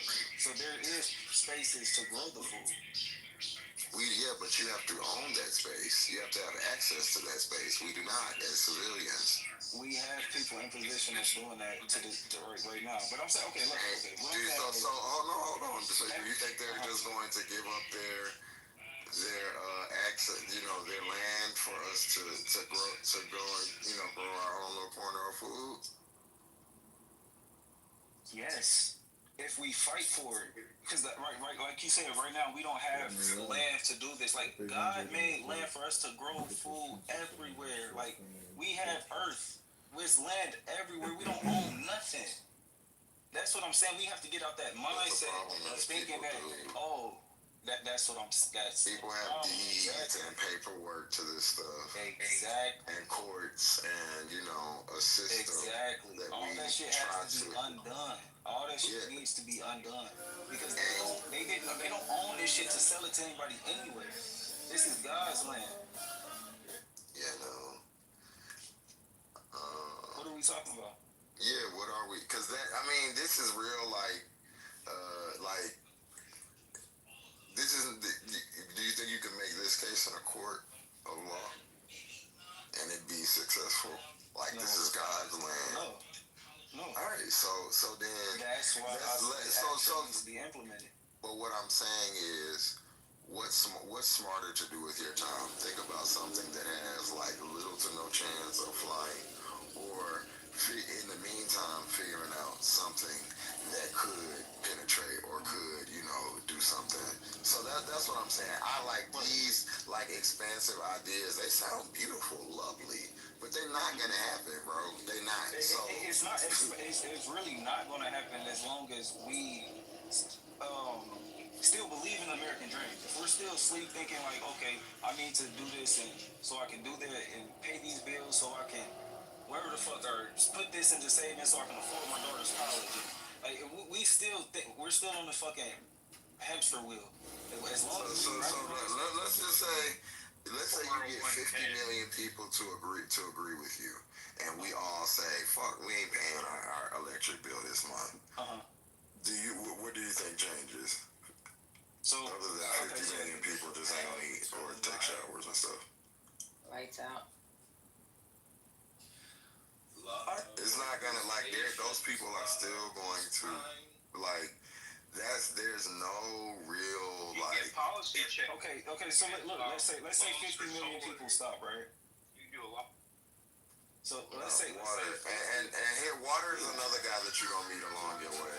And he's the guy that's not black that don't know about your struggle, but is gonna try stupid shit that he wouldn't do himself. So you gotta watch out for the waters and the TCs. But go ahead, bro. That's a fucking lie.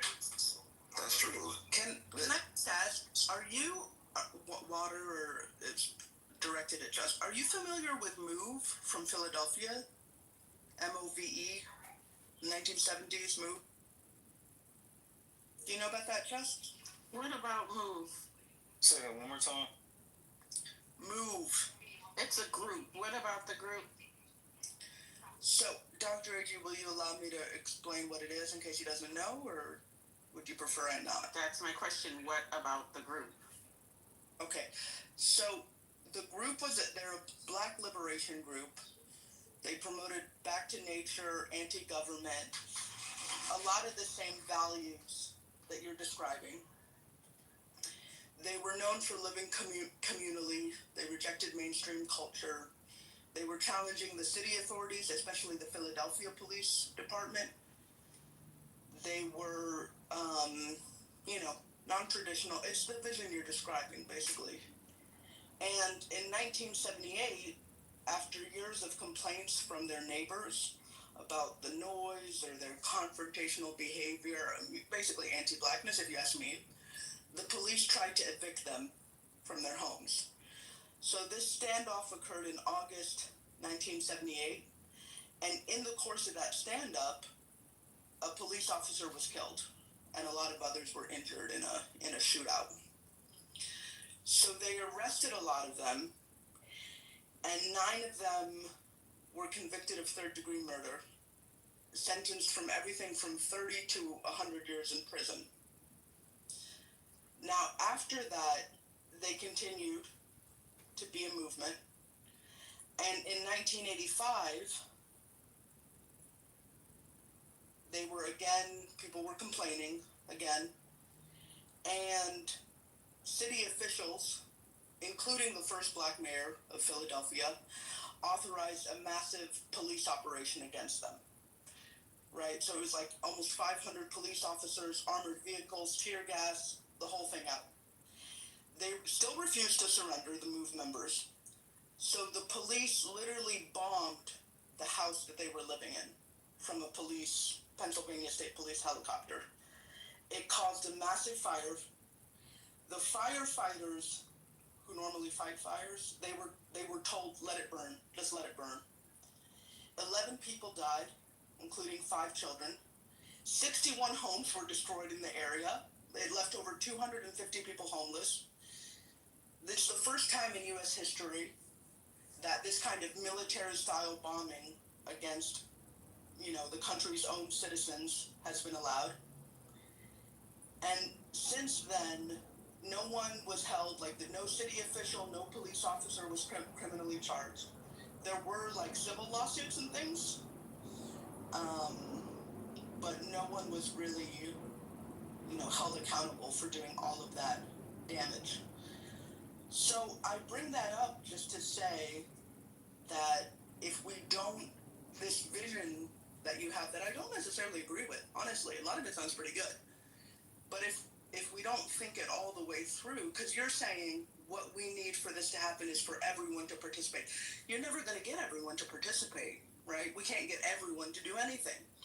So as long as there's a few people who don't want to participate, and they're given the guns and the helicopters and the bombs, right, shit can turn out very badly and very dangerously.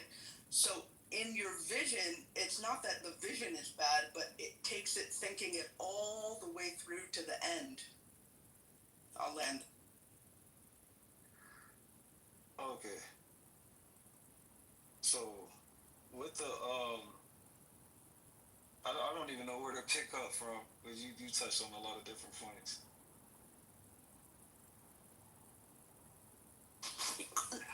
Yeah,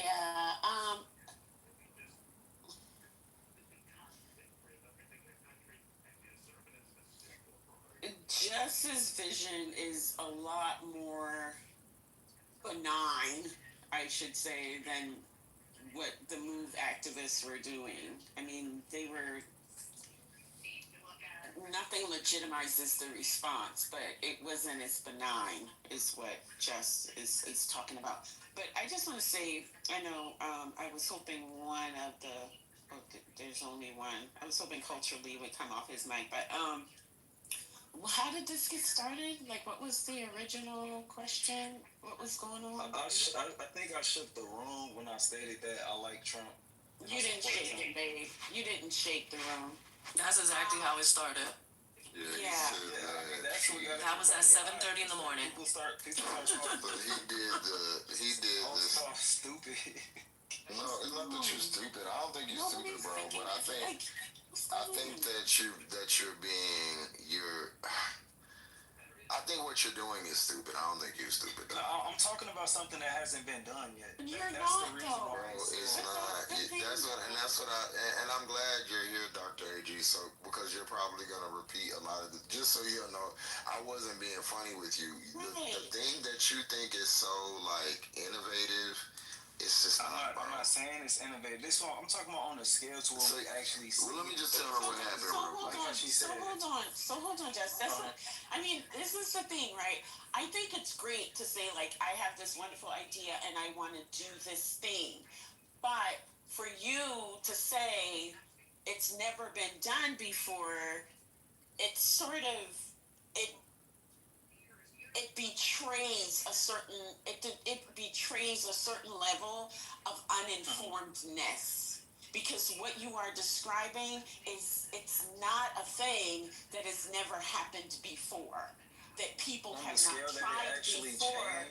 So if you're gonna talk, then I can't talk. So I'm gonna go on mute, and then you can finish, and then I'll finish when you're done. I'm sorry, I'm muted. Oh, that's okay. Because if we look throughout, we don't even have to go throughout American history. If we just go back, we can go back 100 years, right? And we can look at communities that have established this living arrangement that you described. Now, Malik's invocation of the MOVE thing is a good example, but MOVE was doing a whole lot of other stuff. Like, they were also a political organization. Their form of life was a political act. So that's a different kind of communal living. In the 60s and 70s, you had all kind of communes where people were collectively living. So that's not new, right? And even if we take it to the level of developing insular economic systems within these communal living type situations, that is not historically new. Now, you may be adding something to it, but the concept is not historically new. And so to say that it's something that hasn't been done before is to suggest that your research on this thing as a project and a possibility is limited. And now, having said that, my final comment is that should not be taken as an insult. That should be, I would hope that you would see it as an invitation to look into it more, right? To read more. And like you mentioned, the book Beyond, Behold the Pale Horse. Okay, that's a great book, but there are non-fiction books that you can read as well that can expand sort of your understanding of these things. I always get him mixed up, but I think it's Randall Kennedy. He has this amazing book that's called Nigger, the history of the word. I recommend that you read that because it's about that word, but there's also psychological and sociological analysis of sort of Black people's relationship to this country over time. That is an amazing read for someone who is interested in the things that you're interested in. So that's my final comment. You can go ahead. Sorry. First I want to say I didn't take offense to anything. Even early age was calling me stupid. Like I don't really take offense to much. I'm sorry, I'm gonna interrupt you, but they're gonna have a White House press briefing soon, so y'all can go ahead and keep talking. But I'm about to play that. Awesome. The one, yep, the autism. All right, so what I'm saying is, I'm saying something that's never been thought about, or I'm not saying I'm innovating something, a brand new idea. What I'm saying is, okay, as many people that are participating in the game today have never opted out all at once. As many people that are paying bills and going to work and working for wages that are just unlivable wages, as many people that are doing this today, that many people have never opted out the game since the game started. Show me in history where that's happened. I don't understand the question. Say it one more time. I'm saying, as many people. Are you alone in this? Hold on, Water, please. This is what I'm saying. Look, first let me clear this up. This is just what I see as. No. Don't go back. Just ask the question. Okay, so what I'm saying is, as many people that are participating in this American dream, chasing this American dream, trying to live whatever life people want for themselves, which is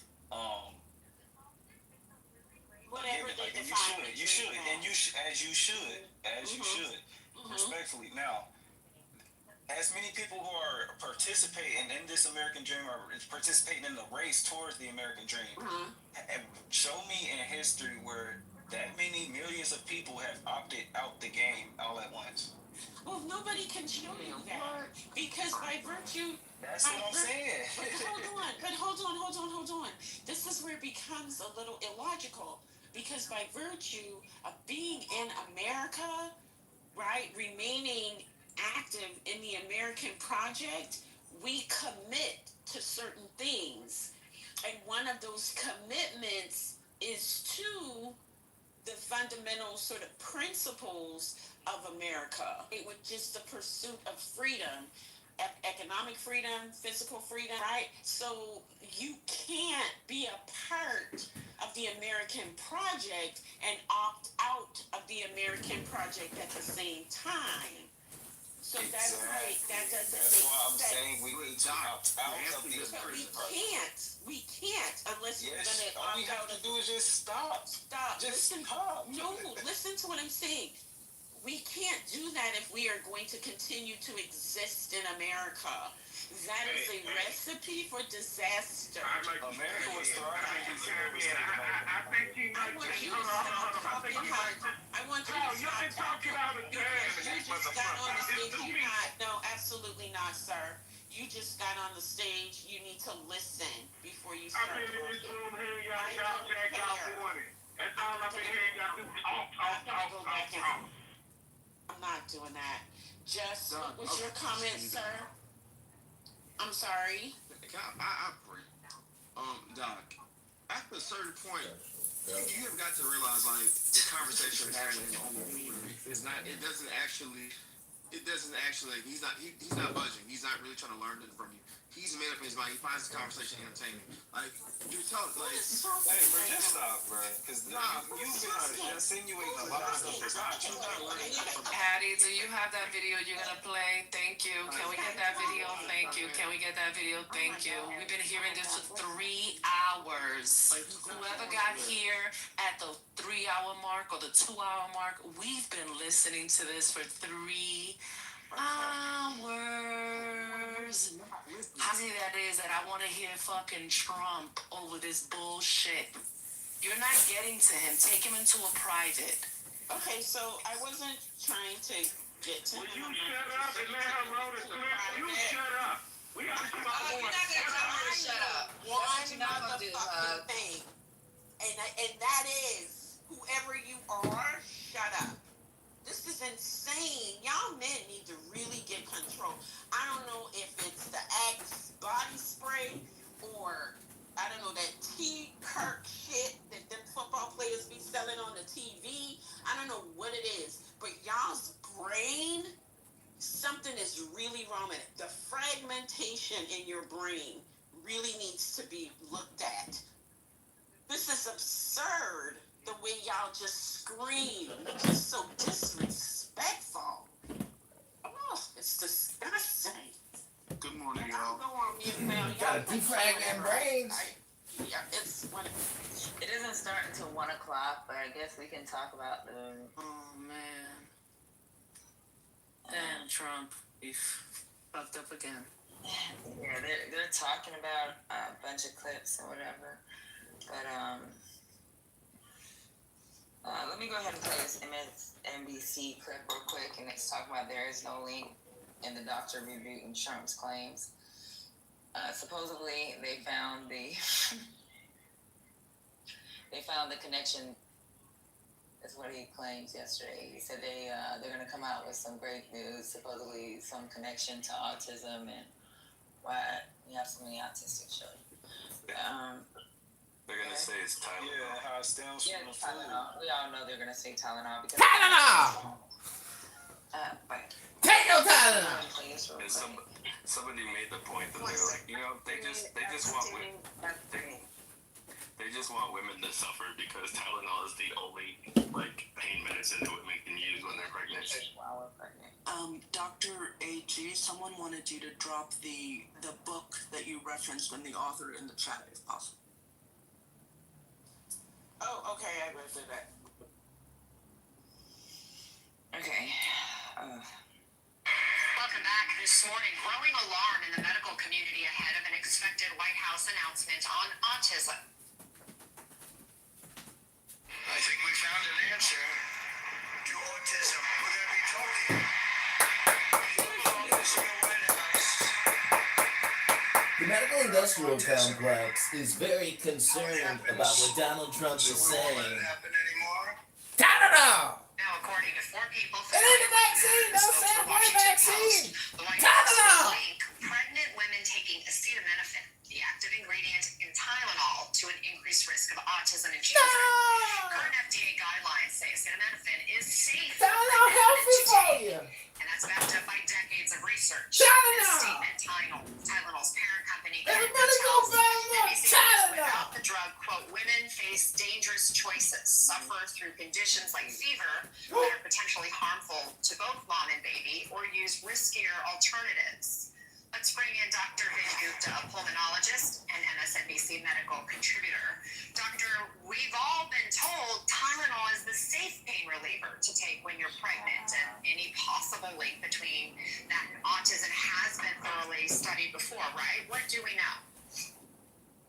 Donna, good morning. What we know is that there's been years of research prior to recently that's shown a correlation but not causation of Tylenol and maybe a very small increased risk of a baby developing autism. Very small.